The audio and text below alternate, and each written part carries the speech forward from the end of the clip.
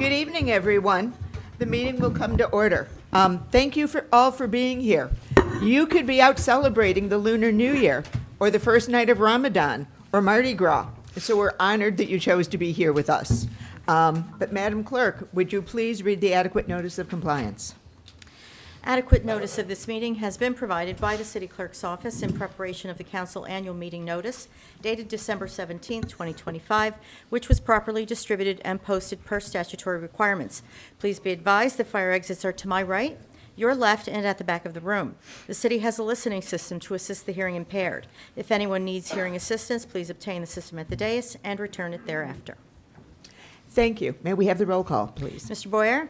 Present. Mr. Crisafulli? Here. Ms. Kalmanson? Here. Ms. Landman? Here. Ms. Saracena? Here. Mr. Pulowski? Here. President Toth. Here. Peter Twill, I believe you're here this evening. Would you please lead us in the Pledge of Allegiance?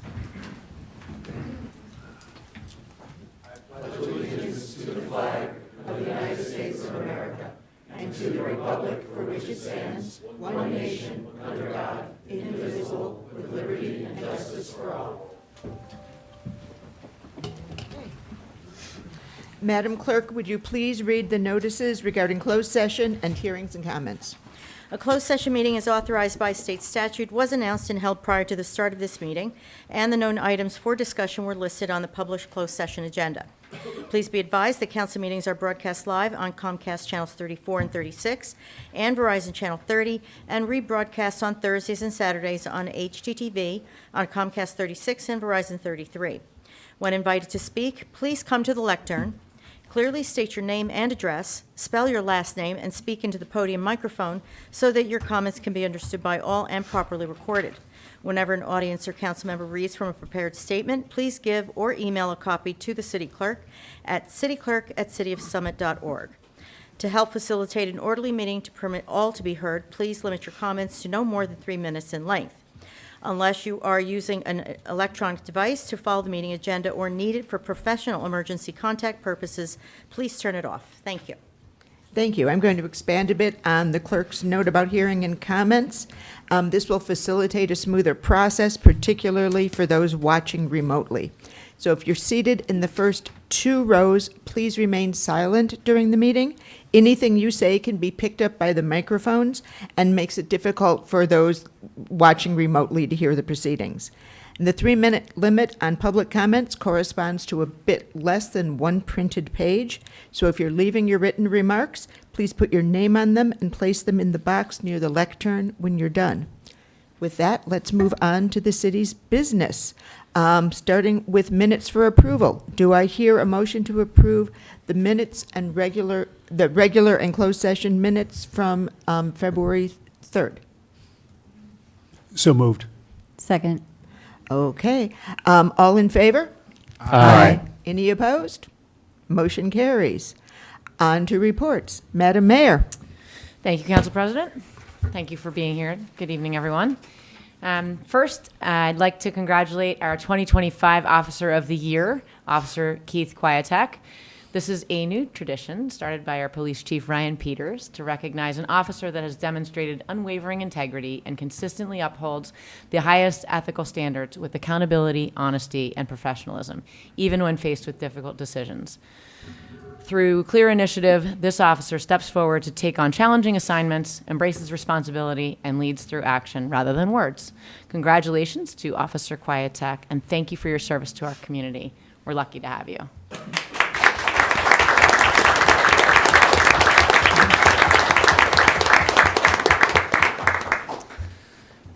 More about our police. Our next Coffee with the Cop is tomorrow, and that's Wednesday, February 18th from 1 to 3 at Batavia Cafe, which is obviously located downtown, 356 Springfield Avenue. It's a wonderful opportunity for residents to stop by and chat with our officers and get to know them a little bit better while enjoying some coffee and some pastries. Hope to see you there. More about the police. They're very needy individuals.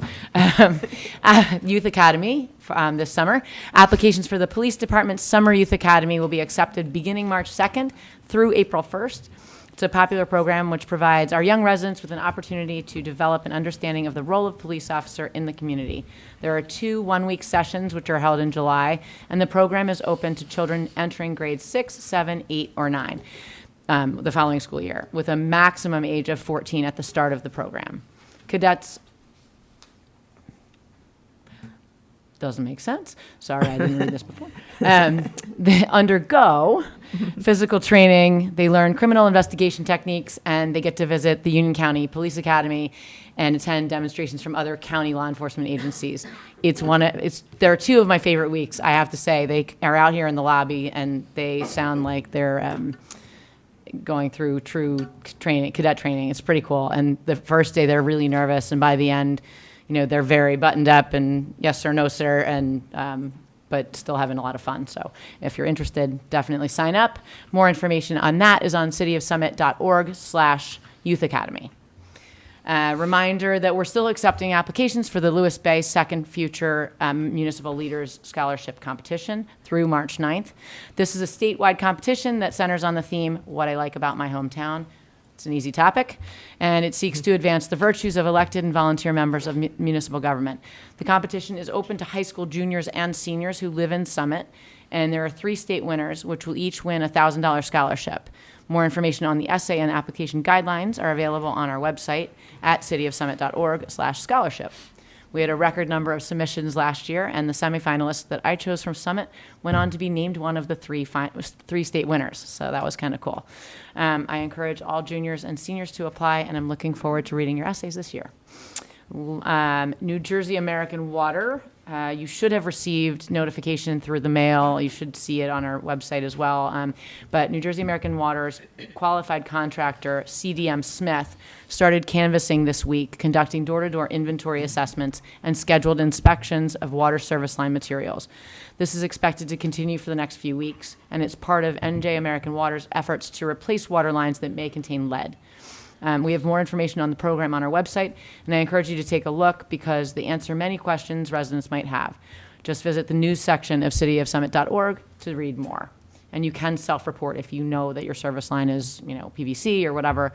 You can self-report so you don't have to be home or not have them knock on your door. And then lastly, I'd just like to wish everybody a happy Lunar New Year, and for anybody who's celebrating. That's all I have. Thank you. Okay.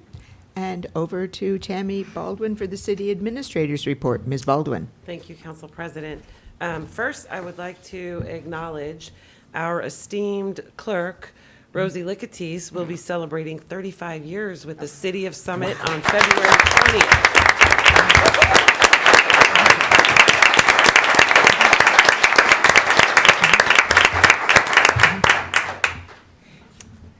Okay, now the rest of the report. There's a quick parking update. This is a reminder that the Chestnut Lot will be closing for public parking at the end of this month. You've seen the signage up there if you've been in the area. The city no longer will own that property. There is an updated parking guide available on our website at cityofsummit.org/parking to help residents find alternative options. While we're on the topic of parking, I have to address something a little more serious, a lot more serious. Recently, we've had several very upsetting incidents involving our parking services staff. On more than one occasion, a parking official has been physically assaulted while out doing their job. There have been multiple instances of verbal abuse. I shouldn't have to say this, unfortunately I do, but this is completely unacceptable. I am a fierce defender of our staff. They are out there doing the job that they were hired to do. If someone is receiving a ticket, it's because they are parked illegally or they're not complying with posted rules or meters. Enforcement is not personal. It is part of how we keep our streets safe, accessible, and functioning for everyone.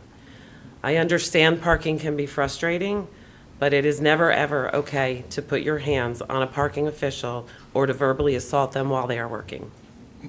I would ask everyone to help reinforce this message. Please share it in your neighborhood groups, community conversations, and online forums. Respect for our staff is non-negotiable, and I appreciate everybody sharing that. Lastly, energy provider reminder. We've been getting a lot of questions So I wanted to share a quick reminder about the Community Energy Aggregation Program.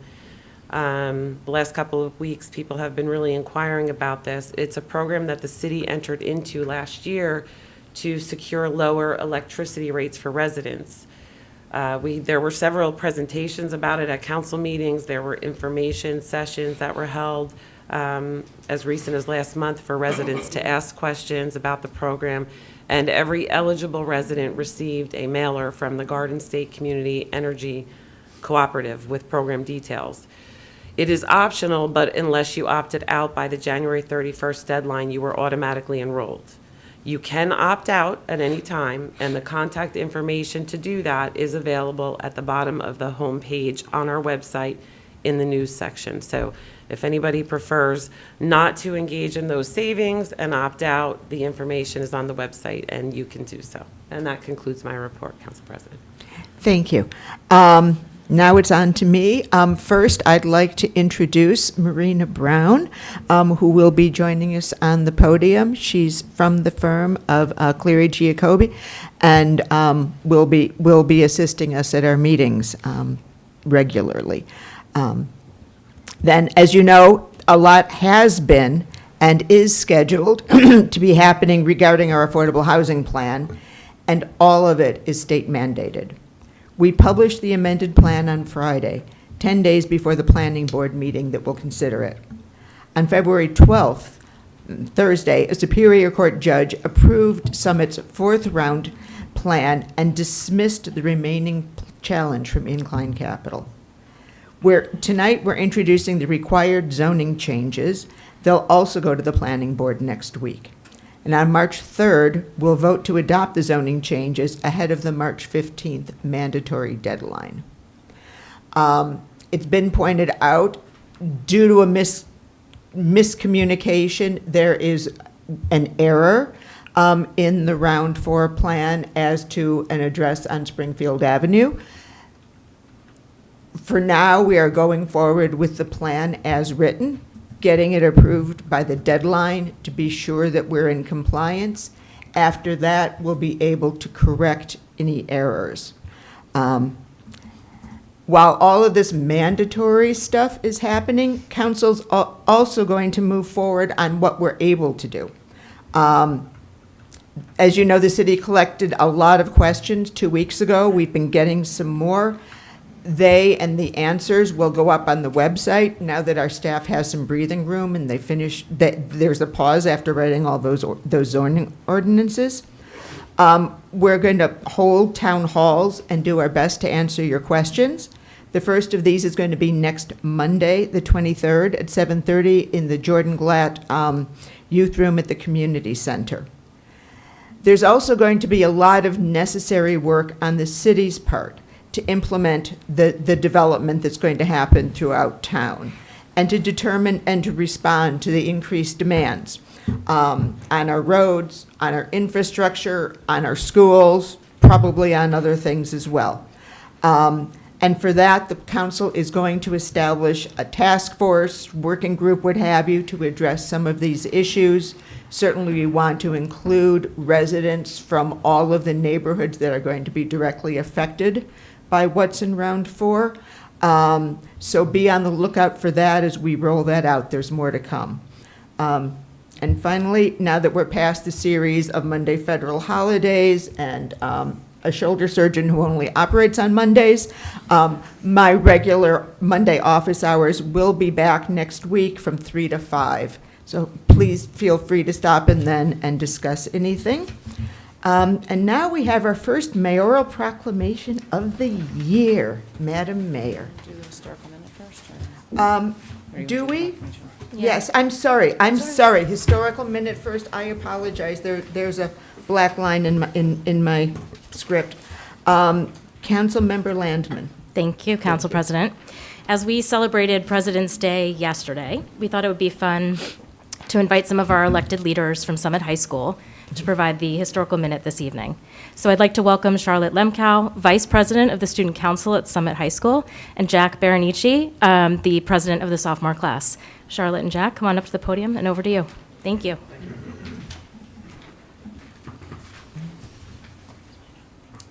Good evening, everyone. My name is Charlotte Lemcaw, and I'm the Vice President of the Student Council at Summit High School. My name is Jack Berenici, and I'm the president of the sophomore class. We want to start by thanking Councilwoman Landman for asking us to present tonight's historical minute about Frances Doane Twombly, an important volunteer in Summit during the late 19th century and early 20th century. Mrs. Twombly was born on August 12, 1860, in Charlestown, Massachusetts, and moved to New Jersey in 1905. She and her husband built a home at 226 Hobart Avenue, and Frances soon began her volunteer work in Summit. She served on Summit's Playground Committee and played a crucial role in the creation of Soldiers Memorial Field, earning her the name the Mother of Recreation. Additionally, through financial contributions and community service, she helped make Overlook Hospital and Summit Ambulance Corps what they are today. Mrs. Twombly wanted to ensure that her neighbors didn't have to travel miles for help. Mrs. Twombly was also extremely involved at Central Presbyterian Church. She was a charter member of the Fortnightly Club. She helped create Summit's neighborhood house, and she founded and served as president for the Town Improvement Association for 17 years. Mrs. Twombly was someone who cared deeply for the less fortunate and knitted approximately 50 sweaters every year to be distributed to the poor. During World War I, she rented a farm where she would can vegetables, which she shared with those in need. Her only child, Edward, continued her legacy of public service and served as a Summit Common Council member and then mayor in the 1920s. One of her close friends, Mrs. McNeil, once wrote that her greatest talent, perhaps, was a gift for friendship. Her devotion and loyalty to her friends was beautiful, and she made friends wherever she went. Anyone in any kind of trouble or in need of counsel could go to Mrs. Twombly for advice and help, and no one went away without receiving a sympathetic hearing, encouragement, and assistance of some sort. Perhaps this was her most valuable contribution to the welfare of this city, which she loved so much, and for which she has done more than we shall ever know. It is people like Mrs. Twombly who wanted to make Summit the wonderful city that it is today. We hope that by sharing her story, Summit residents are inspired to continue her legacy by finding ways to better our community. We are proud to honor her contributions to our city. Thank you. Thank you.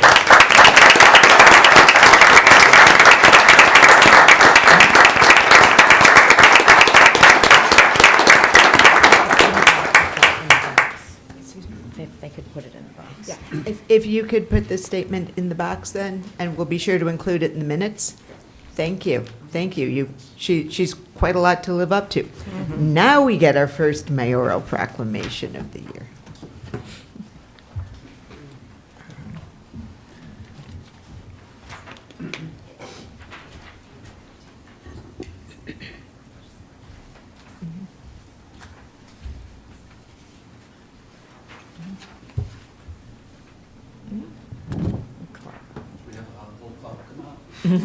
Whomever you would like. I got it. Famous last words. Don't drop it, Chief.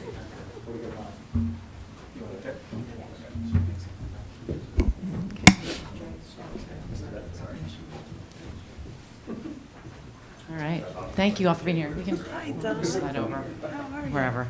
All right. Summit Lions, thank you. Whereas the Summit Lions Club is a member of International Association of Lions Clubs, the world's largest service club organization with 1.4 million members in 46,000 clubs in more than 200 countries and geographical areas. And whereas Lions Club International was founded in Chicago by Melvin Jones on June 7th, 1917, and has celebrated over 100 years of humanitarian service. And whereas on June 30th, 1925, Helen Keller commissioned all Lions to be Knights of the Blind in the crusade against darkness. And whereas the Summit Lions Club, established on February 26, 1926 at the Blackburn Hotel, was comprised of business and professional members who shared their success by helping those less fortunate than themselves. And whereas the Summit Lions Club is recognized as a philanthropic organization dedicated to serving the Summit community by identifying humanitarian needs, supporting charitable endeavors, and promoting kindness through mutual understanding and respect, emphasizing the club's pillars of service: sight, hunger, diabetes, environment, pediatric cancer, youth, mental health, humanitarian aid, and disaster relief services. And whereas the Summit Lions Club hosts fundraising activities benefiting the Summit community through 50/50 cash raffles, its annual Kentucky Derby run for the Roses, and other social activities and events. And whereas the Summit Lions Club serves in the distribution of food and essentials for Grace, environmental projects, diabetes, and eye vision education, vision screening for youth and adults, eye exams and eyeglasses for youth in need, eyeglass collection for global use, scholarships for college-bound students entering the medical field, and programs enhancing youth leadership and talents. And whereas the Summit Lions Club will celebrate its 100 years of service to the Summit community with members, friends, supporters, and event partners on Saturday, May 2nd, 2026, hope to see you all there, at Canoebrook Country Club by hosting the Summit Lions Club 100 Anniversary Celebration Gala. Now, therefore, I, Mayor Elizabeth Fagan, do hereby proclaim February 26, 2026, as Summit Lions Club Centennial Celebration Day in the city of Summit, and encourage all residents to celebrate and thank the Summit Lions Club for its 100 years of service to the Summit community. So, congratulations. Thank you.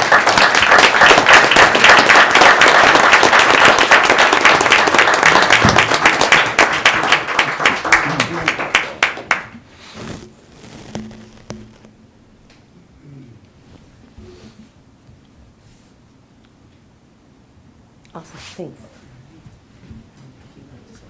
And I'm going to introduce Peter Twill. Thank you, everybody. It's an honor to be here. I'm the president of the Summit Lions Club. I just wanted to quickly introduce everybody, but they're going back to their seats. Well, here's Christine Bennett, longtime member, Jim Bennett, Don Nelson, Pete Lozier, and on my left is John Schweska. And John Schweska is also our district governor. He's a member of the Summit Club, but he's also our district governor. And the district contains 57 clubs, and he oversees all those clubs. And so I just wanted to make a special announcement that John is our district governor. So it is an honor to be here, and I do truly appreciate this wonderful proclamation. Thank you so much. It's great to be a Lion.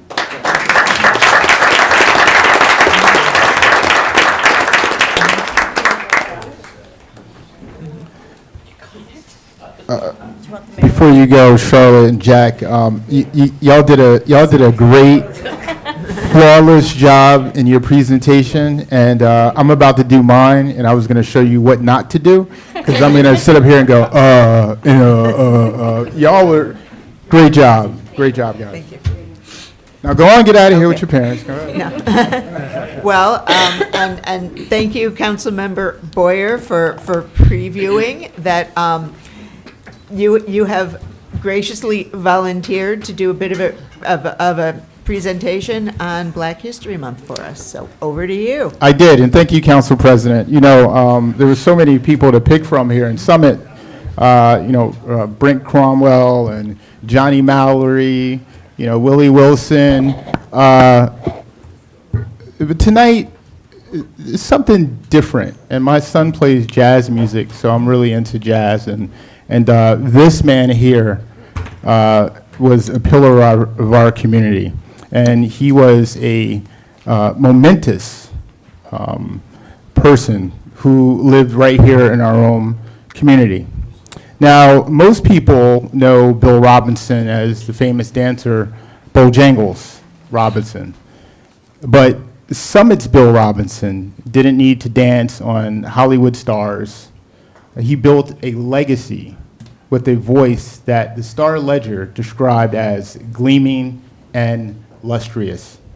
His story is a masterclass in the Black musical tradition. Imagine a 6-year-old boy in 1935 sitting by a radio in West Virginia, absorbing the genius of Louis Armstrong and Cab Calloway.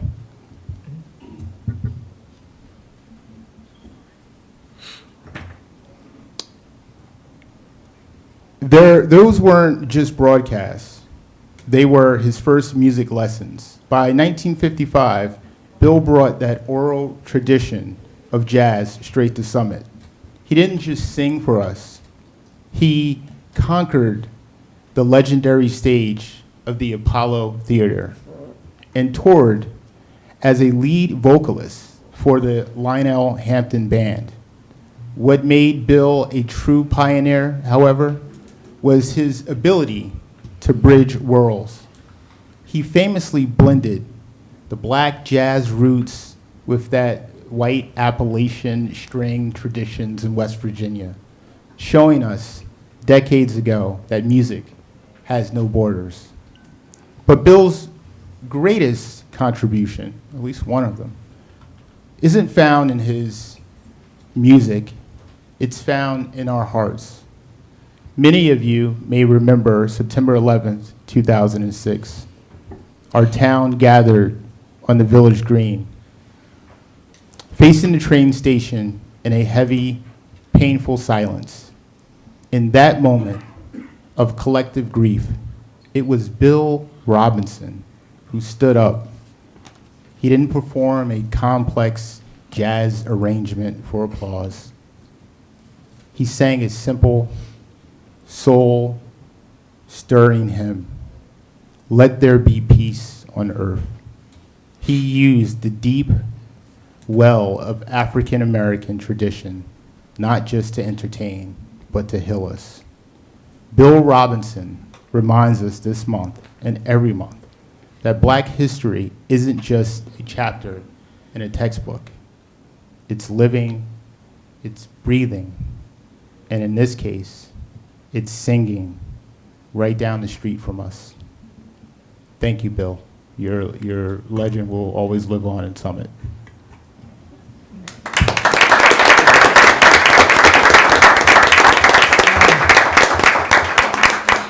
Thank you, Councilmember Boyer. That was great.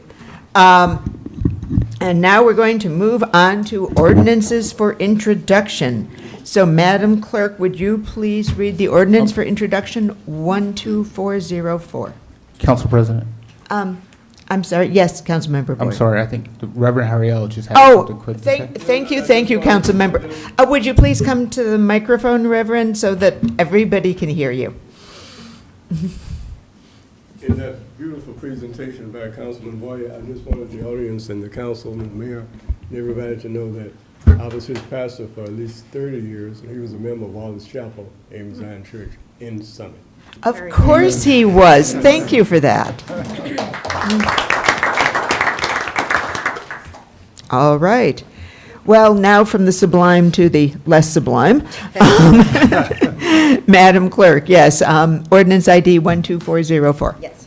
An ordinance authorizing the permanent closure of the Chestnut Lot. Okay, thank you. Councilmember Christofouli. Council President, it's mine. Oh. This is community programs. I assumed everything was capital. Thank you, Councilmember Kelmanson. Thank you, Council President. This is ordinance ID 12404, and it authorizes the permanent closure of the Chestnut parking lot. The firehouse property has been sold, and the Chestnut parking lot is a part of that property. Once the sale is finalized on or around February 28th, the city will no longer own this property and therefore cannot use it for permit parking. I move to introduce this ordinance. Second. Okay. Roll call, please. Mr. Boyer? This doesn't, yeah, aye, never mind. Mr. Christofouli? Aye. Ms. Calmanson? Aye. Ms. Landman? Aye. Ms. Luceracina? Aye. Mr. Pulaski? Aye. President Toth? Aye. Motion carries. Okay, Madam Clerk, now we get to burden Councilmember Council Chris. President, we should probably just announce that the hearing will be. Thank you. The hearing for this and every other ordinance being introduced tonight will be in 2 weeks on March 3rd. And that's when we'll hear comments from the public and from council members. And now we shall burden Councilmember Christofouli. So, Madam Clerk, ordinance ID 12344, please. An ordinance amending the code of the City of Summit to create Chapter 9 entitled Registration and Maintenance of Vacant, Abandoned, and Foreclosed Properties. Thank you, Council President. The first ordinance to be introduced under CAPS, Capital Projects and Community Services Committee, is to amend the code of the City of Summit to create a Chapter 9 entitled Registration and Maintenance of Vacant, Abandoned, and Foreclosed Properties. The purpose of this ordinance is to establish a framework to regulate foreclosed properties and properties deemed vacant and abandoned to promote public safety and general welfare and encourage the productive use of land in the city of Summit. Okay. This ordinance will be considered for adoption at the next council meeting on March 3rd. Okay, and are you moving the ordinance for introduction? So, yes, I move for introduction. Thank you. Second. May I have a roll call, please? Mr. Boyer? Aye. Mr. Crisafulli? Aye. Ms. Kalmanson? Aye. Ms. Landman? Aye. Ms. Laceracina? Aye. Mr. Pulaski? Aye. President Toth. Aye. Okay. Yeah, Madam Clerk, on to ordinance ID 12345, Right. excuse me. An ordinance of the City of Summit, County of Union, New Jersey, repealing Chapter 8, Affordable Housing, in its entirety, and repealing and replacing Chapter 35, Part 4, Article 17 through 29. 19. 19, thank you. Affordable housing. Thank you. Councilmember Crisafulli. Thank you, Council President. This is the second of 7 ordinances being introduced that are related to the implementation of the Affordable Housing Agreement that has been struck by the previous council, and now we are implementing that agreement, and these are some of the first steps of that implementation. The purpose of this ordinance is to update the citywide regulations and standards that govern the development of very low, and moderate income affordable units that may be approved by the city or the city planning board, and it is designed to regulate these units in a manner consistent with the applicable laws, regulations, and those legal agreements that the city entered into. I move that this be introduced. Second. Roll call, please. Mr. Boyer? Aye. Mr. Crisafulli? Aye. Ms. Kalmanson? Aye. Ms. Landman? Aye. Ms. Laceracina? Aye. Mr. Pulaski? Aye. President Toth. Aye. Madam Clerk, we are on to ordinance ID 12343.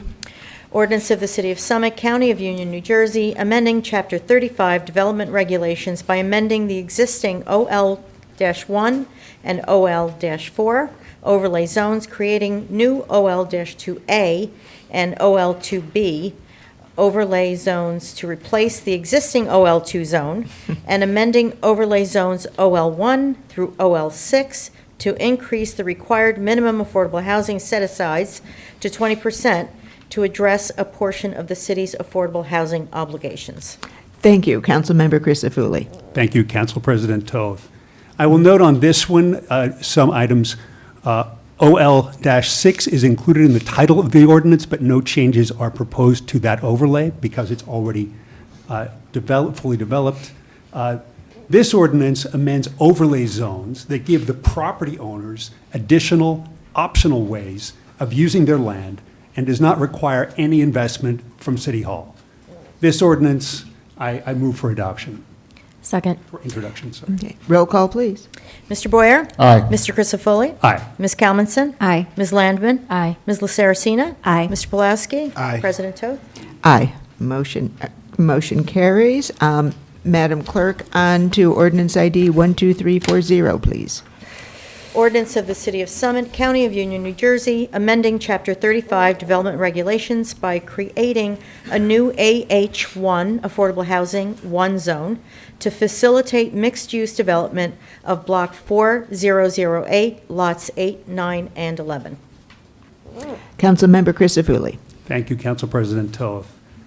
This ordinance is related to development around Denman Place and Broad Street, and it, again, is part of the implementation of the agreements that were entered into by the previous council, and I propose that they be introduced.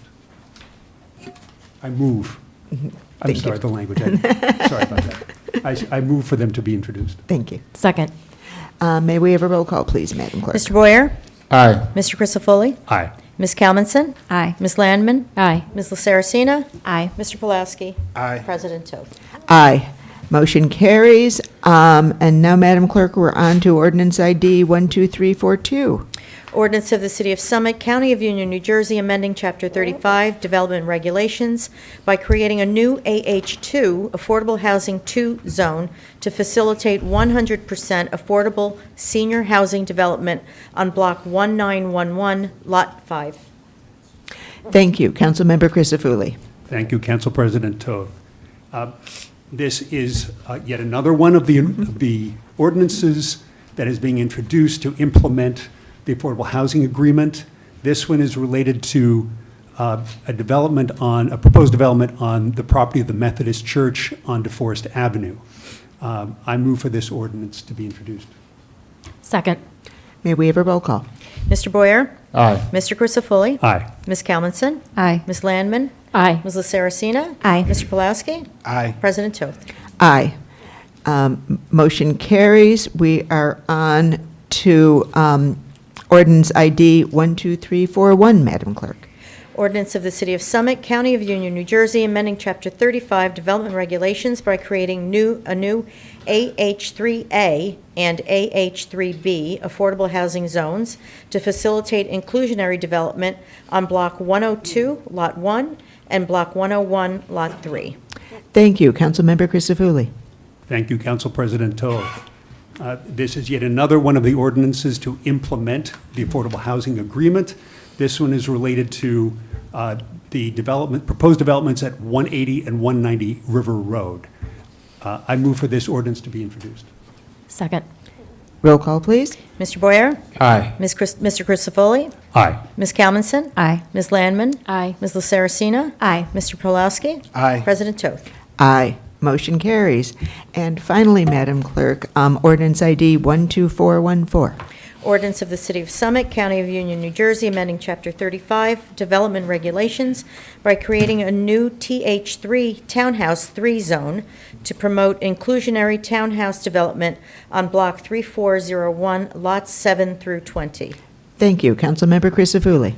Thank you, Council President Toth. This is the seventh and final ordinance to be introduced by the Capital Projects and Community Services Committee. Yet the final one related to the Affordable Housing Agreement stemming from last year's agreements. This proposed zoning is related to the south side of Franklin Place, which is fairly close to downtown. I move for this ordinance to be introduced. Second. Roll call, please. Mr. Boyer? Aye. Mr. Crisafulli? Aye. Ms. Calmonson? Aye. Ms. Landman? Aye. Ms. Saracena? Aye. Mr. Pulowski? Aye. President Toth. Aye. Motion carries. Now we get to move on to resolutions. First up is Councilmember Landman. I believe you have a number of finance resolutions. Thank you, Council President. Resolution number 12378. Consistent with prior years, this resolution authorizes the city to extend the deadlines for proposing and adopting the 2026 budget and for submitting our 2025 annual financial statement. If passed, we will present the 2026 budget on April 7th, so mark your calendars, and we will vote on whether to adopt it on May 5th. Our 2025 financial statement will be submitted on March 6th. I move to adopt this resolution. Second. Excuse me. All right. All in favor, please. Aye. Perhaps you'd want to open this up to. Oh, thank you, public? thank you. Thank you very much. Yes. I'm so used to just rolling these through. Yes, do we have any comments from the public on this resolution?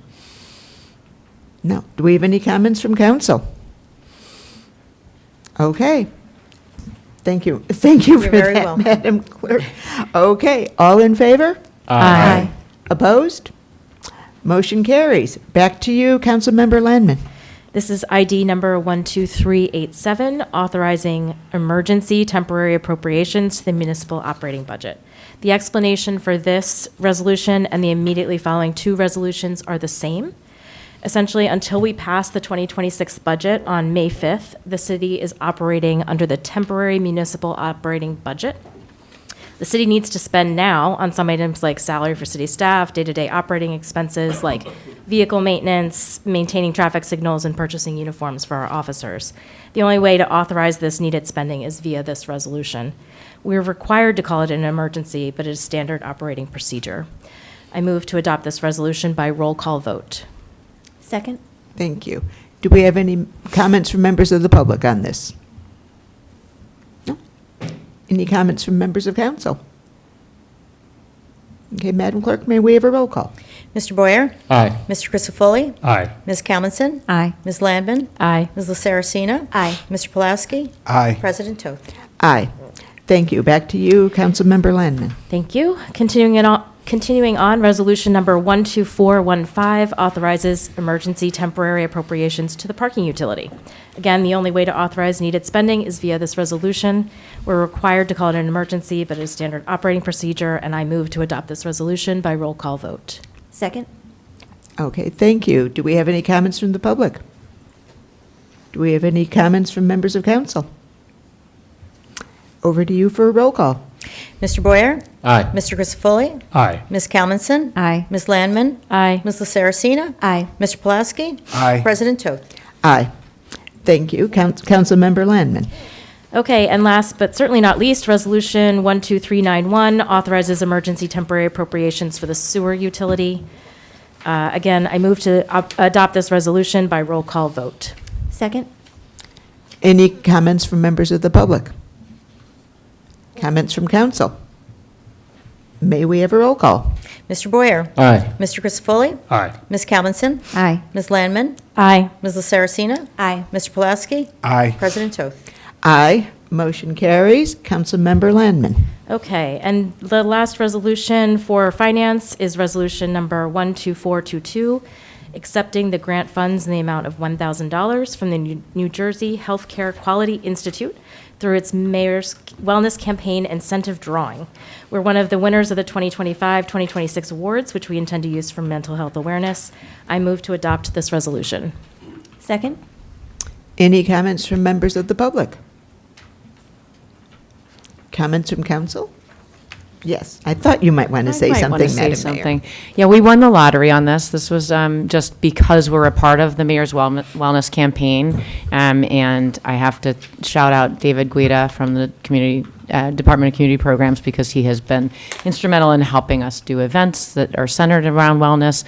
So I just want to give a shout out there and take a moment. So May is Mental Health Awareness Month, as many of you may know, and we have partnered with other municipalities adjacent to us the past couple of years. And I'd like to thank Annette Dwyer for her taking the lead on really beefing that up last year and intending to beef it up even more this year. And so this $1,000 will really help with that. So thank you.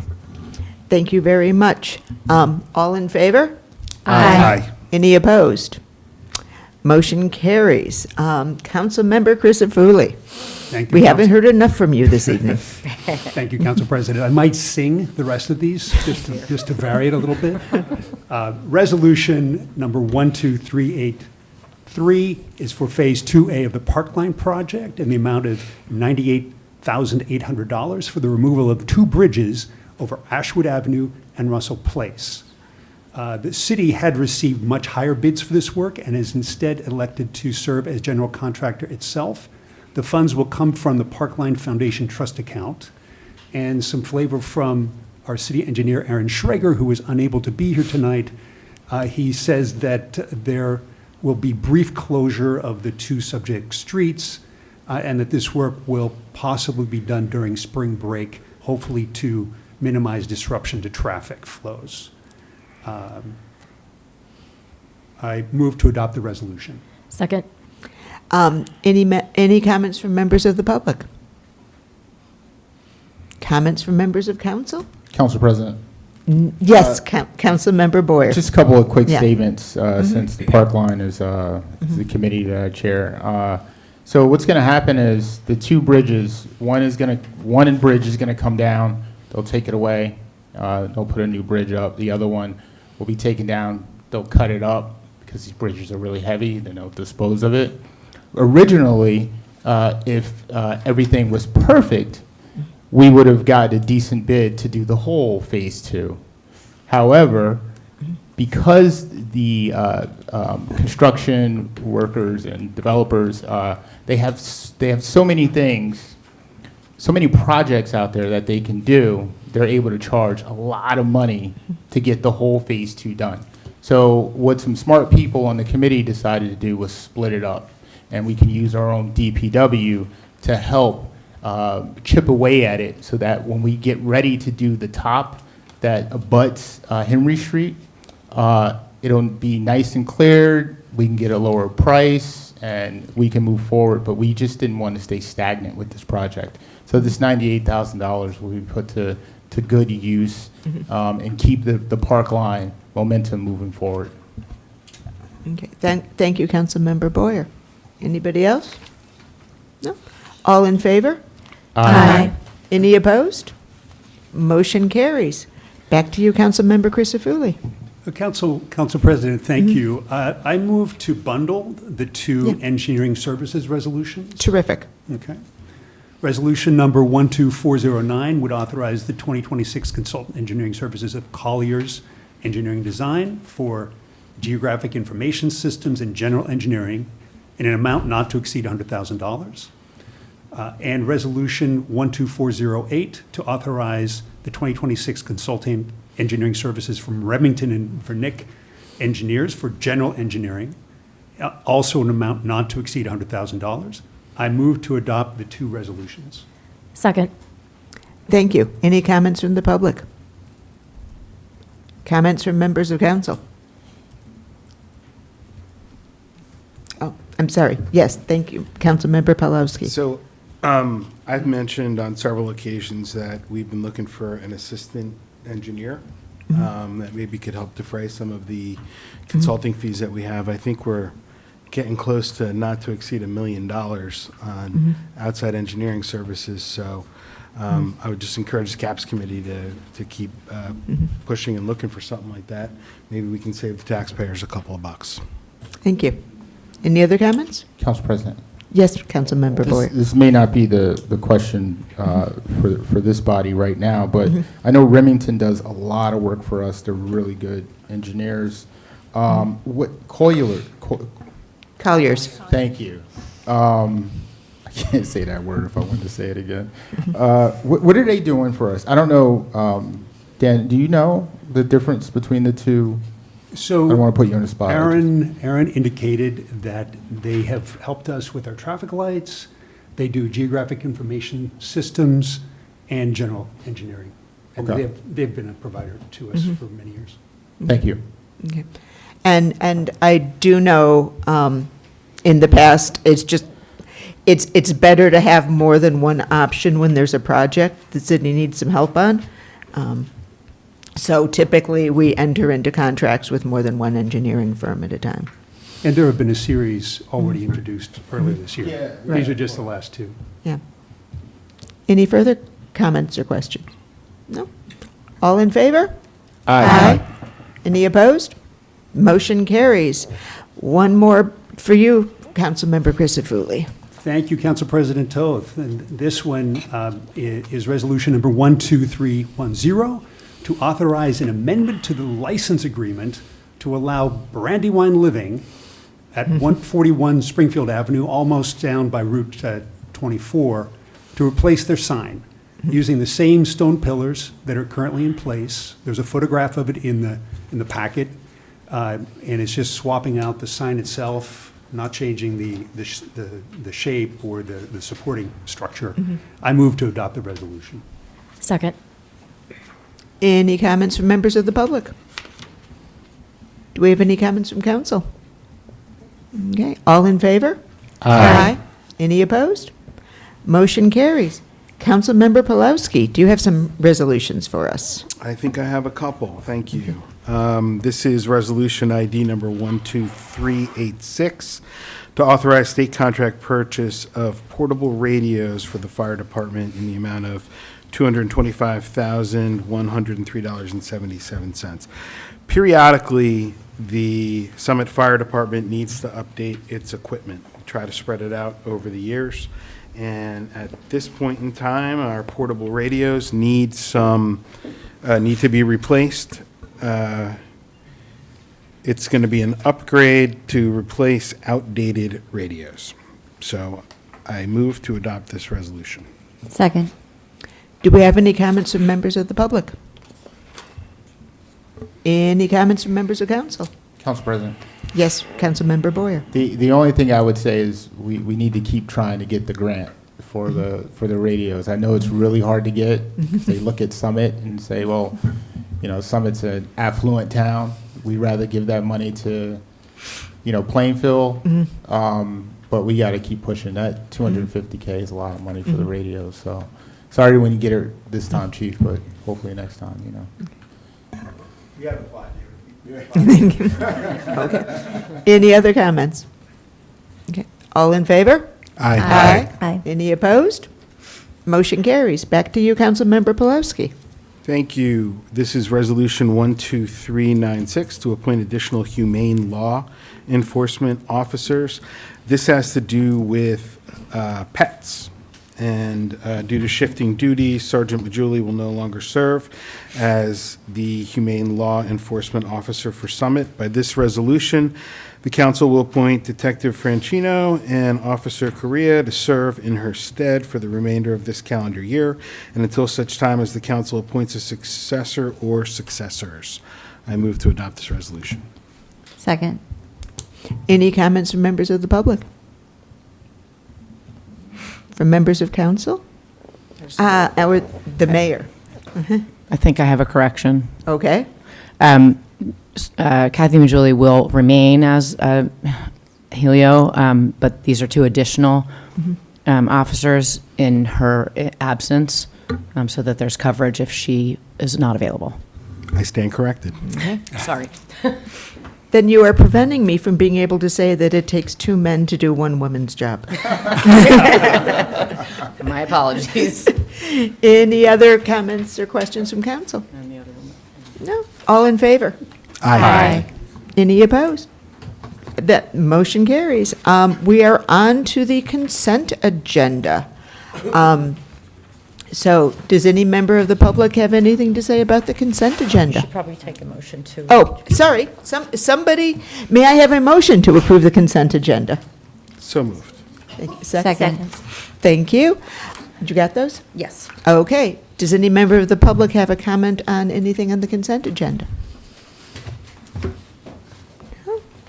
Any member of council have anything on the consent agenda? Council President, Okay, Councilmember Boyer and then Councilmember Saracena. the only thing that I would say is maybe if we can explain the repairs to the parking deck, Okay.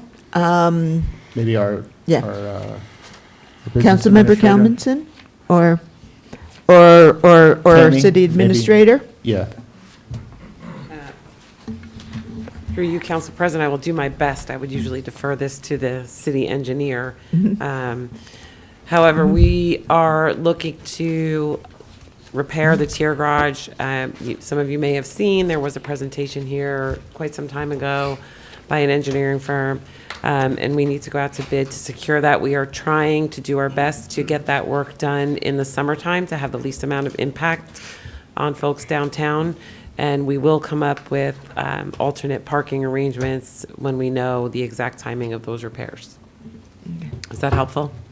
Yes. And I know we did look at, we looked into solar panels. That it wasn't feasible the way the parking deck is structured. We also looked into different plugs for electric vehicles, things of that nature. But I think this fix will last for, they say 10 years, a decade? Minimum of 10 years is what they Minimum said, check. yeah. So long as we maintain the parking deck. Correct. Councilmember Saracena. Thank you, Council President. Just wanted to extend a quick note of gratitude to the Hendra family for their very generous donation of a tree that will be planted at Tatlock Park along with a memorial plaque. We also extend our condolences to the family. Also want to thank Wells Fargo for their donation of quite a bit of furniture that they no longer need to our wonderful police force. So we'll have some just like brand new furniture to add to our stock here. So we thank them as well. Okay. Any other comments or questions? The mayor, Sorry, yes. I'm very That's talkative okay. tonight. You are, good for you. I just wanted to clarify too, it wasn't just furniture for the police department. It was you'll see around City Hall, several new chairs. Their old stuff was better than our old stuff, so, and some artificial plants to liven the place up. So there are a couple of other places in City Hall. Oh, in the clerk's office as well. My office. Okay. Got an upgrade after 35 years, Rosie. So thank you, Onyx. Did they have any seats? Like, We look, trust me. okay. Tried them all. Okay. And to clarify that this donation did not occur until long after the agreement regarding the redevelopment of the Wells Fargo property was signed. So, not part of that. Yes. May I also add that the Board of Education, I don't know whether they took advantage of it or not, but they were also called to see if there was anything they want before Wells Fargo dispersed of the furniture. Good. Thank you. Okay. So, all in favor of adopting the consent agenda? Aye. Any opposed? And motion passes. Thank you, city staff, for your time this evening. You are free to return to your families. Okay, so as we begin public comment, I'd like to ask that residents of Summit step forward to speak first. We value input from everyone, and any member of the public is welcome to speak, but we simply ask for your courtesy in allowing our local neighbors to lead the public discussion if they're prepared to speak first. So,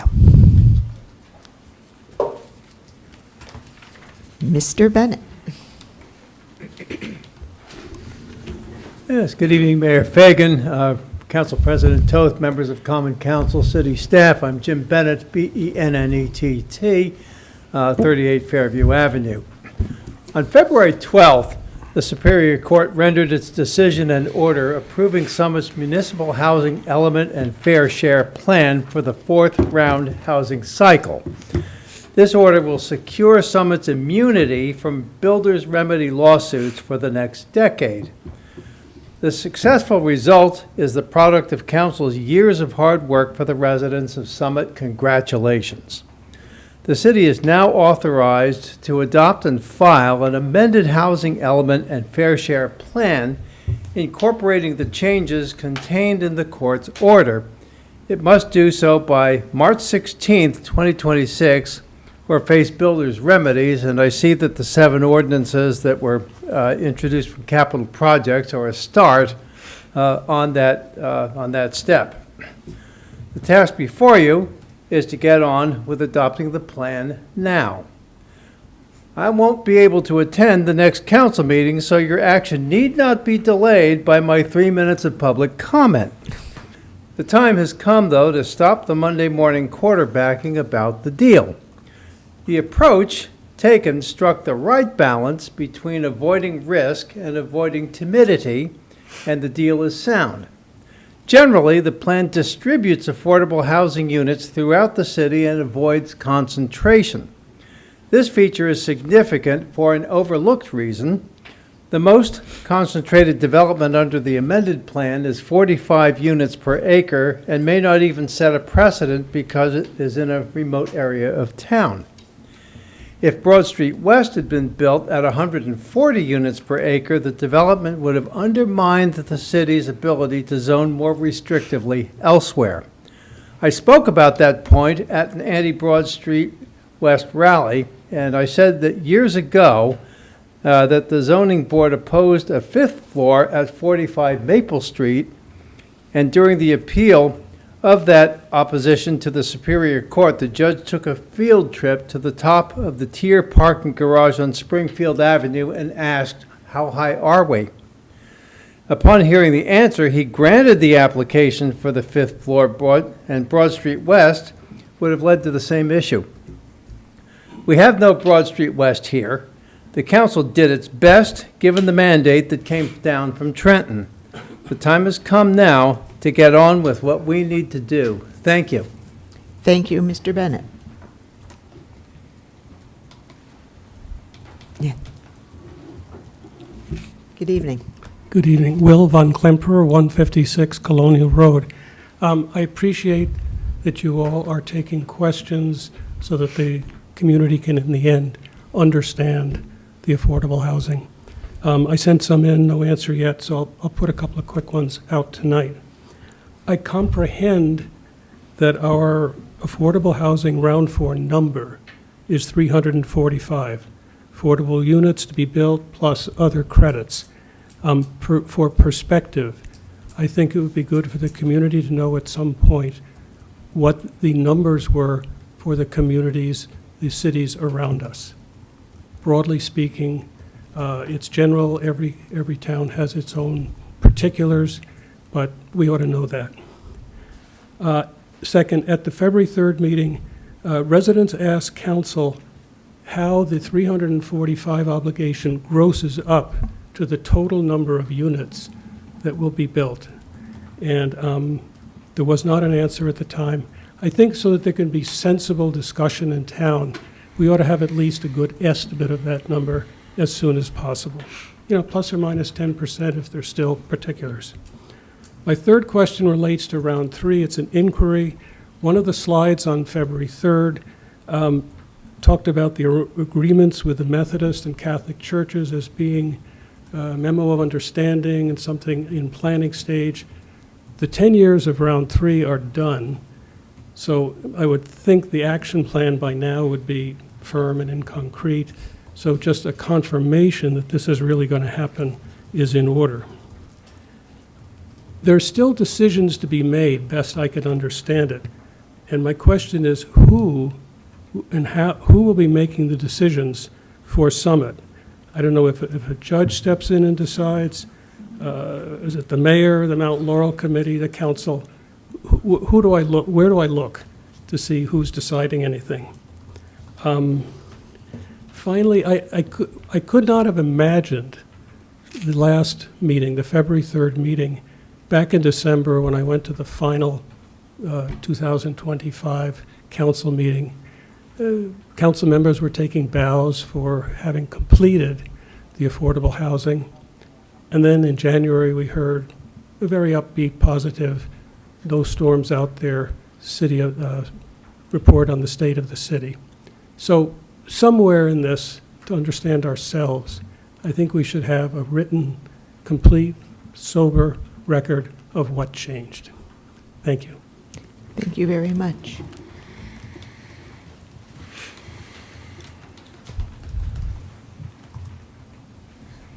Okay.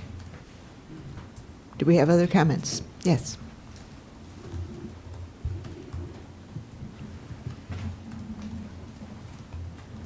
Good evening. Good Vito evening. Gallo, 10 Euclid Avenue, Summit.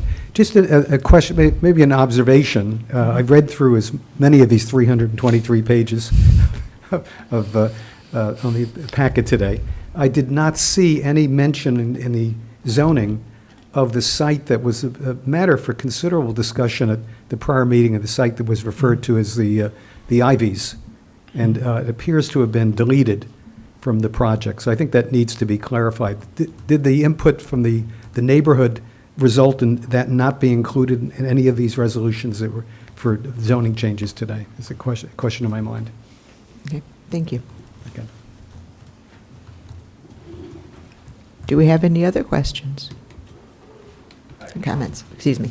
Yes. Hi, good evening. Mike Areno, 67 Broad Street. So I just have 3 comments on the affordable housing plan. First, on the Shunpike project, I think it's pretty clear from reading the affordable housing plan and sort of what's implied in the deal for the Russo dispute that was a key cog in resolving that dispute. And I know people who live over there, and I feel terrible for them because as a result of that small, quiet neighborhood that's mostly made up of single-family houses is going to be irreparably changed. And I think regardless of the fact that the city has control over that project, I really don't think there's any way that this doesn't fundamentally change that neighborhood and won't have anything other than a major impact on that area of town. Also, this was mentioned at a prior council meeting. Somebody mentioned that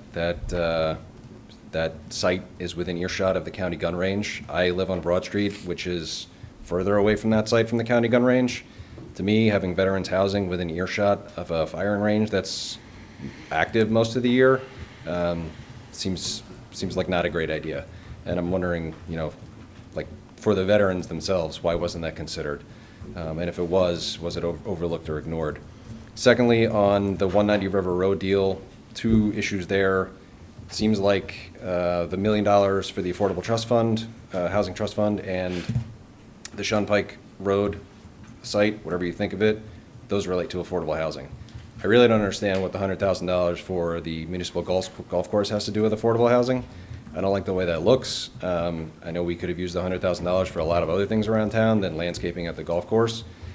Secondly, on that site, that's not a good site for an apartment building. It's bordered by 3 super busy roads. It's not walkable. It has basically no green space, and I think that the inclusion of the transportation in the deal is a tacit admission that it's not a good place for housing. Thirdly, this map was showed, or is in the affordable housing plan. It's page 70. Last week, Ms. Holmes sat right there and said, and I quote, "It," meaning affordable housing, "is not all concentrated in one area. It's scattered throughout the city." So this map shows where the affordable housing actually is in the city. Outside of this Sharpied area right here, there's 7 affordable housing units in this entire area of the city. We have East Summit through the Central Business District over to the border with Chatham and Milburn. I think that this strongly suggests that Summit has its own internal affordable housing imbalance. And so even though the 4th round plan is basically a done deal and the projects are moving forward with all these ordinances we introduced tonight, I think it's important to acknowledge and be honest about the impacts specifically of the Shunpike neighborhood and across the city more broadly. I think the map here demonstrates that only a small portion of the town is absorbing the full impact of the new and proposed developments. Thank you. Thank you.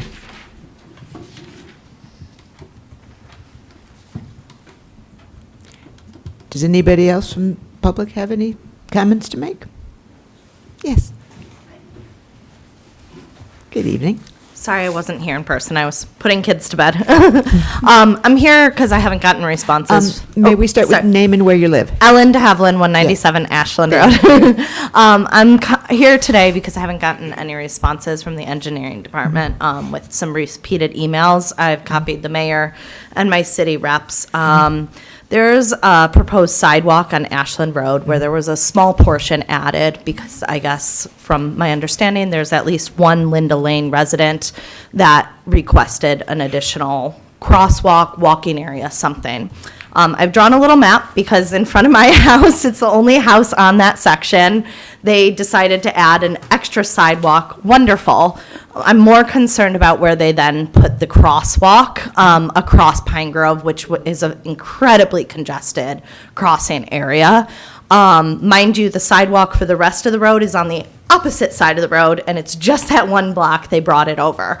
What I've proposed, and I sent a map to the engineering department to discuss, is putting that crosswalk 1 block earlier, saving the effort of doing that whole sidewalk. I've talked to the crossing guard, I've talked to a police officer on that corner. All have been in agreement without me even proposing this idea that this is a chaotic corner. I know I did find out, and I believe it was 2011, there was also a death in that area of a pedestrian that was struck crossing. It's a very busy road. Maybe consider road humps, something else, but adding another crossing on a corner where there's always horns beeping, people crossing the street there, it's crazy. I would love a response and more conversation about it. I've got multiple neighbors that are also sharing this concern, and my concern is that they just randomly added this portion on to appease that one resident instead of considering some of the other options, and I think that there's a very easy other option here, simply just moving that crosswalk. I would love some discussion about it. I would love to know maybe who the Linda Lane resident is, if they think a sidewalk needs to be on that side. Can we talk about why? Maybe even a traffic study, but to just plant it in there and then risk lives of children on a corner. My driveway's on that corner. It's busy. So I have a map here. I have a formal statement, but I didn't feel like reading out, to be honest. It's late. We're tired. I can't put that in the record if it's not. Okay. Can we put the map in the record? If she's referencing the map, yes. Yes, I'll put okay. the map in the record. Thank you. And know that all my communications have also been via email, and I've just been my latest email was about a week and a half ago with absolutely no response. So. Thank you. President? Thank you. Can I just recommend something to Mr. Haviland? Please. I know that she has sent several emails. I would respectfully request if you could put all these suggestions in one thing. I can refer it as a DAR to the proper committee. And then this way it goes through the process and you'll get a response somehow. Whether or not it's Perfect. favorable, I can't promise. My last email that included the mayor and my council reps had all of the details and Right. a map included with my edits and sort of Could you just commentary on resend it that. to me so it's at the top of my box, and then I'll take care of it. Happy to. Thank you so much. I really appreciate all of your time tonight. Thank you very much, Madam Clerk. That's very helpful. Anybody else? Okay, well, then I suppose we can move on to council member comments. Do we have any council member comments this evening? Don't all rush. I could just adjourn the meeting. Got a couple They'll people dock our looking pay. at me. Okay, I'll go. Okay, Thank you, Council Councilmember President. Bear with me, I'm a little under the weather, so. First, I wanted to give an update on the Finance Committee. We've been super busy over the past 6 weeks, working on the draft 2026 budget, which I mentioned earlier in the resolutions. Just wanted to share a few important points for everyone's awareness. The 2026 operating budget is going to need to absorb approximately $1.2 million increase this year in employee benefits expenses, which Council President Toth and Administrator Baldwin have flagged for our awareness last year. Given anticipated activities regarding the master plan and affordable housing, we also expect to see increases in related expenses for those programs in 2026. So in order to preserve cost of living increases for our city staff, we are doing everything we can to tighten other operating expenses. Within capital projects, which is separate from the municipal operating budget, we are prioritizing requests from department heads over multiple years, prioritizing needs over wants for 2026, and moving nice-to-have items to 2027. And to the extent circumstances change, we will adjust prioritization. This is a budget, not a spending commitment. As mentioned earlier, save the date for Administrator Baldwin's presentation of the proposed 2026 budget on April 7th. And in addition, starting this week, members of the Board of School Estimate are meeting with Superintendent Huff and members of the BOE to discuss the 2026-2027 school budget. We aim to improve transparency and collaboration with the Board of Ed in 2026. The next update, I wanted to just quickly share some very practical information that might help anyone in Summit who has changed their name and wants to make sure their voter registration records are up to date. In case you haven't heard, the SAVE Act passed the House of Representatives last week and now faces what I considered an uncertain future in the Senate. But if the legislation does pass the Senate, then your name on your legal documents and your voter registration need to match if you want to ensure your vote counts for this year. So please go to unioncountyvotes.com to check your registration status and the name you're registered under. For example, if you were married recently, divorced, and changed your name, et cetera, there may be a need to update your name in the registration, and there's information on how to do that at that website. And I just say taking a few proactive steps now can prevent some problems later. And then, sorry, I'm talking a lot tonight. Finally, I want to just address my neighbors in the Wilson Park neighborhood. On Sunday, I began to get a few questions from some of you about the possibility of a group home being developed on the corner of Oakley Avenue and Springfield. And I live there, and I had no idea what you were talking about. I've studied the affordable housing plan. I obviously spent a lot of time at the last council meeting going through it with our planner and attorney, and there was no reference to a development at that lot. But yesterday, I learned that the city updated its affordable housing plan on Friday and published it to the city website, which is where this came from, moving a proposed group home development from Edgewood to Springfield Avenue. And this change was made because the original lot on Edgewood was not an appropriate site for this type of development. Unfortunately, no notice was given to the neighbors at Wilson School neighborhood impacted by this change. No input was solicited from any of us. No heads-up calls were made to the remaining members of council who were not involved in this decision. And as you heard from Council President, there is an error in the plan which will be corrected in March. So when things go wrong, I think it's important to interrogate ourselves afterwards so that we can learn. It's not about blame. It's about diagnosing what went wrong, what is broken in our team, and to reference what the resident said a few minutes ago, let's be honest and acknowledge it. So council, we have a huge hill to climb this year together on implementing this affordable housing. I'm super excited about Council President's suggestion around a task force to help us address the issues that are going to be associated with it. And despite my frustration and my disappointment over the past few days, I'm still super optimistic that we're going to do better next time we hit a bump in the road. And just to my neighbors, I want to say thank you for bringing it to my attention, and we will continue to share the facts with you. Thank you. Thank you very much. Anybody else? I saw you getting ready to go, Councilmember Pulowski. Yeah, I have like my usual lots of stuff to say, so.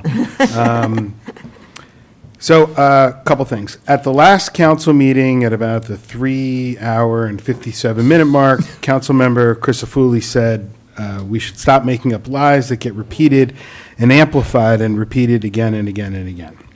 And so I would take that a step further and say we should stop making incorrect claims, whether they're lies or otherwise, that get repeated. And when we do, we should let the public know that we were wrong. I've made mistakes in the past, and I did just that.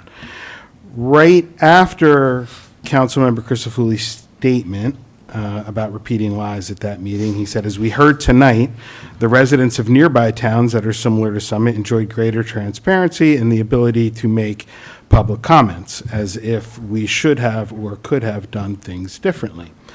But that's not what I heard on February 3rd. In fact, a couple hours earlier, at about the 2-hour, 2-minute and 55-second mark, Councilmember Christofouli asked our professionals how towns like Westfield were able to have more transparency. And our city planner responded with his understanding that Westfield was able to resolve various disputes from developers interested in certain projects, which were small in scale, and to approve those amicably prior to the challenge process.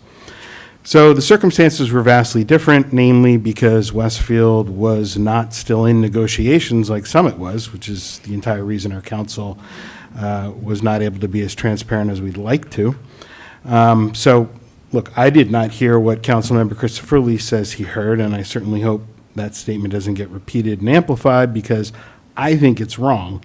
And if we're presenting an opinion from the dais, we should also be careful to couch it as such, rather than presenting opinion as fact under the imprimatur of our office. And I'll certainly try to do that as well. So this is my opinion on affordable housing. We get a lot of questions about, why are we in the position that we're in? And you've heard me say many times that the blame falls squarely on Trenton, who has, in my opinion, coerced municipalities across the state to increase population density against their will.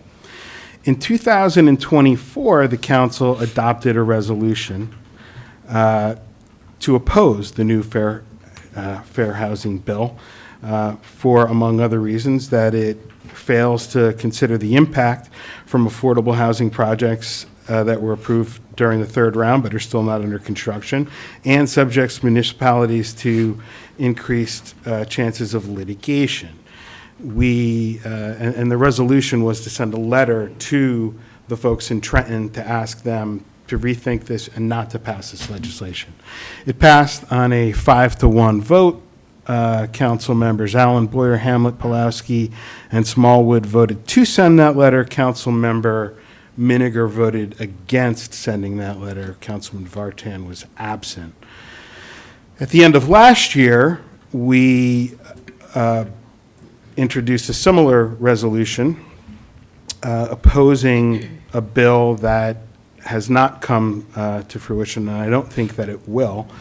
But this would allow religious and nonprofit institutions to build affordable housing and be exempt from zoning requirements. And this is all, aside from even being in our plan. We voted on that one, and voting to send that letter were council members Boyer, Hamlet, McTiernan, Pulowski, and Smallwood. Voting against were members Kalmanson and Toth. There is another resolution that is bouncing around the state legislature right now about allowing alternate dwelling units. And it was introduced originally in 2024, and I have heard some talk that it may come to fruition again in 2026. So ADUs as of right in single and two-family units are what is being proposed here. They could be up to 1,200 square feet, attached to a home, detached from a home, or in a garage.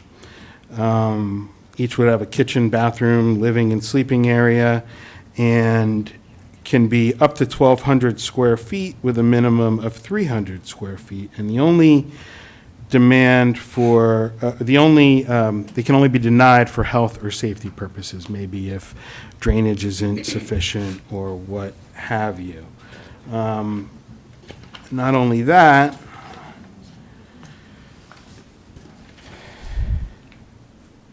the proposed bill not only requires that we must allow it, but it also says that a municipality's housing element shall include a plan to promote the creation of accessory units.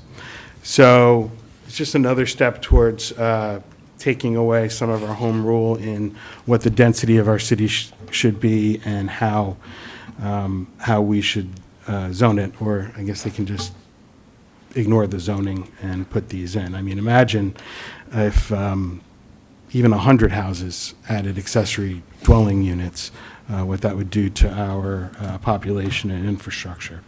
So former Assemblywomen Munoz and Matsakudis have steadfastly opposed this type of legislation in Trenton to protect municipalities like Summit.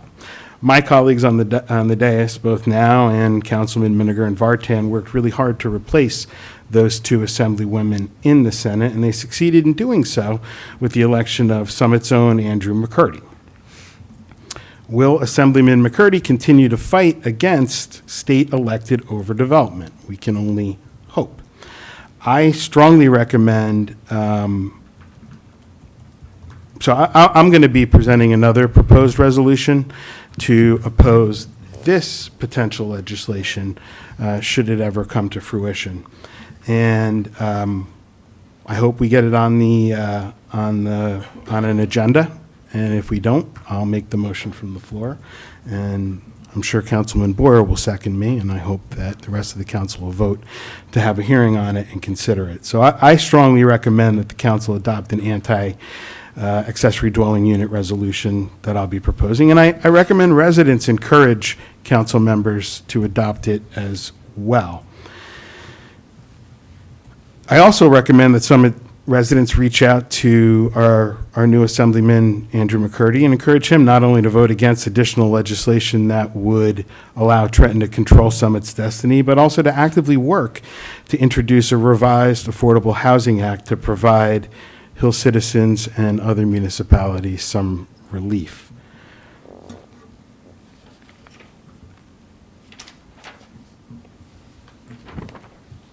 And I guess the last thing I have is Big Fish. Starts at the high school middle of next week, I think on Wednesday, and runs through Saturday. Thanks. Thank you, Councilmember Polowski. Council President. Councilmember Boyer. I'm tempted to ask Councilwoman LaSaracino to start the clock. How long did I go? I think that was pretty quick for me. Don't bother. All right. It only goes up to 20 minutes. I didn't go that long, did I? You in 7:43. It's an all-time low. I'll try to be fast. So, it's completely understandable that residents are scrutinizing our fourth round affordable housing plan.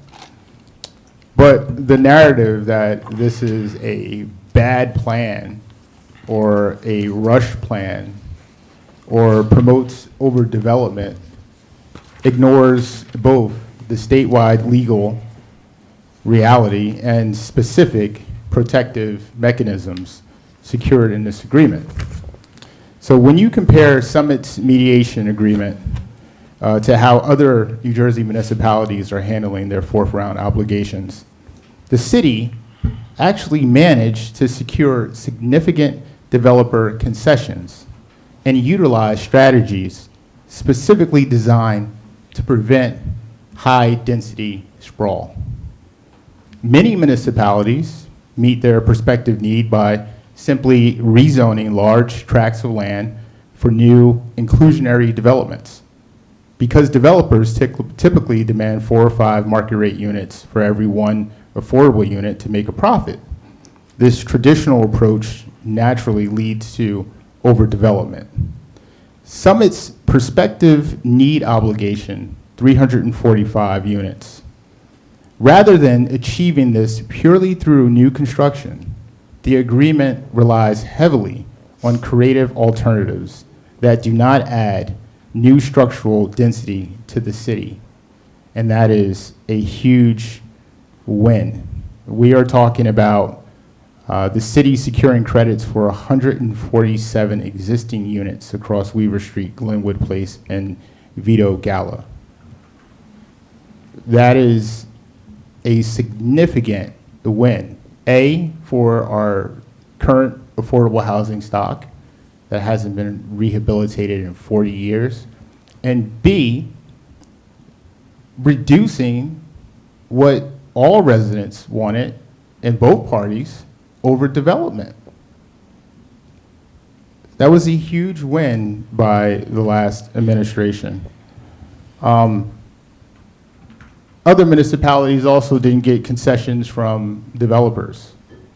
Developers just build. So we got $1 million to help out our rehabilitation plans for the Summit Housing Authority, and a vacant lot on Shunpike to put more affordable housing there, which I know is in contention. But if you're talking about 345 units spread out across the city of Summit, and if we're debating over 2, how can we say that this plan was bad, right? There's always going to be some debate on where you put affordable housing, right? It's always kind of not in my backyard. And I'm not pointing fingers, but for good reason. You know, people have issues with putting certain developments in their backyard. So I get it. But when you look across the whole spectrum of how many units we had to come up with because of the state mandate, your council did a really good job of keeping the number down. So it's just a different perspective on how to look at it. I think a lot of things that we could work out. But I think this was a huge success, and the narrative that this is a horrible plan is just straight wrong. And if you say things enough, regardless if it's true or not, people will believe you. So I'm making the counter argument that this is not this whole terrible, big, wrong plan. Your council did a good job eliminating overdevelopment. So thank you, Council President. Thank you, Councilmember Boyer. Anybody else? Councilmember Crisafulli. Oh, thank you, Council President. Since Bob mentioned my name, I feel I have to respond. I really appreciate you bringing back the historical minute, talking about long retired council members. So I think that was a good educational moment for us. The point on Westfield is exactly what you said. Westfield took a different approach. They were less confrontational, and they were more proactive about finding good alternatives through good planning. And as a result, they were able to have a more transparent process. That's what we heard here during the last council meeting. That's exactly what we heard. And so we agree on that point, right? Dealing with affordable housing court isn't like buying a used car, which we heard here previously. You can't go to a different judge if you don't like the deal. You have to build a confidence and build a relationship rather than proposing one new net unit over a 10-year period, right? And so that's why we got the treatment we did. The round 3 unit that we were talking about tonight, where there was an error in the reporting, that unit was from many years ago, from the previous round. And Summit didn't address that effectively, and that's why it's coming back to bite us now. So, I think we're talking about the same fact set, Bob, here, but we see it very differently. I see a different path that we could have taken. You have your narrative that you are very firmly entrenched. I wasn't going to say any of this. I think we need to get beyond this and get to the implementation. But Summit did have options. We chose a path that we took, and it's gotten us where we are. Thank you. Councilmember Saracina hasn't spoken yet. Thank you, Council President. First, wanted to wish everyone a very happy Chinese Lunar New Year, wishing prosperity to everyone observing. Also a blessed Ramadan and an early peaceful Lent. We are still celebrating Kindness Month, also here in Summit, and actually today is International Kindness Day. This week we are suggesting that our residents, oh, I'm sorry, I'm going to put myself on the clock. We are suggesting that residents invest in our wonderful downtown businesses and consider leaving 2 or 3 positive online reviews for some of your favorite local businesses. We are so fortunate to have a wonderful downtown, but we can't take it for granted, and online reviews are a great way to show our local businesses some love. Also wanted to lift up some amazing things that are happening across our Summit Public Schools in honor of Kindness Month. At Jefferson Elementary, they have a chain reaction initiative recognizing students and staff members who show grit, respect, and responsibility, the Jefferson core values. Washington classes are designing classroom door displays to reflect what dignity means to them. At Franklin School, classes are creating a class flag to show their team spirit, their class team spirit, and build a sense of belonging. They also sent Valentine's cards to the Children's Hospital in Morristown. At Brayton, students were given a checklist of kindness deeds, and they are being recognized throughout the month. At Lincoln Hubbard, students received mystery kindness missions, and they are acknowledged when they deliver on these missions. This is very mysterious. I wish I knew what the missions were. And at our primary centers, Valentine cards were sent to our Summit Senior Center, and compliments were exchanged among students, so everyone could go home with a list of compliments. In brief, I just wanted to recognize the wonderful things that are happening in our Summit Public Schools. In addition to teaching all of the core curriculum, there is a lot of really great extras. So wanted to acknowledge our staff, our professional support teams, our administrators, and others who make all of this amazing work possible at our Summit Public Schools. One quick clarification. So we do have a planning board meeting coming up on Monday, the 23rd. The Round 4 Affordable Housing Plan will be under discussion. So for those who wish to learn more or ask questions about the Round 4 Affordable Housing Plan, your next great opportunity is at the planning board meeting on Monday, the 23rd. We do separately, and I do apologize for this, we have our first community listening session of the new year. That's a general session that will take place with rotating members of council at the community center. So the planning board meeting on affordable housing will be here the evening of Monday the 23rd. The community listening session to acknowledge that community members care about a wide variety of topics. That will be also happening at Monday the 23rd. And again, we do apologize for the overlap. I take accountability for that. It's a very busy community calendar in the shortened month of February. We did want to get a listening session on the books. We are already working to schedule the next one, and we will try to be more mindful of these conflicts. So again, I do apologize for that. I also want to apologize for being a bit heated during discussions of affordable housing at the last council meeting. I do have feelings of disappointment and remaining questions about the plan, but I carried that anger with me in an unproductive way, and I do apologize for that. As has been said, now is the time for us to just roll up our sleeves and do the work of showing our best efforts in adopting the plan that was, or implementing the plan that was previously adopted. And I look forward to bringing that task force to fruition so we can get community feedback and do that level best work. Thank you. Thank you, Councilmember Saracina.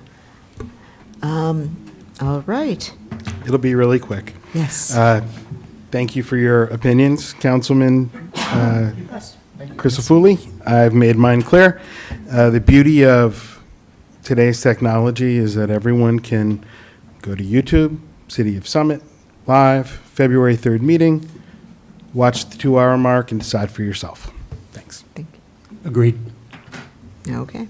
And I was going to say, pro tip, if you watch the meetings afterwards, you can speed it up to 1.5 or 1.75. The sound is not distorted. I'm just going to make a couple of comments about something unrelated to affordable housing. Because we probably all know that ICE was present in Summit last week and removed a resident. As individuals, we have our own reactions to this. As local elected officials, we're able to have conversations about information with relevant city officials. What information does the city gather on its residents? How do we store it? How, if at all, is it shared? These conversations continue, but so far they've been very reassuring about maintaining resident privacy. So I'll echo the mayor, the police chief, and the school superintendent. Every Summit resident should feel secure accessing city services, reaching out to the police, and sending their children to our public schools. That includes applying for free and reduced lunches. I've been saying this about affordable housing for the past several meetings, but it applies here too. We are neighbors. We are in this together. And with that, do I have a motion to adjourn? So moved. Second. All in favor? Aye. Aye. Opposed? We stand adjourned. Thank you. We'll see you in 2 weeks, unless you come to my office hours next Monday.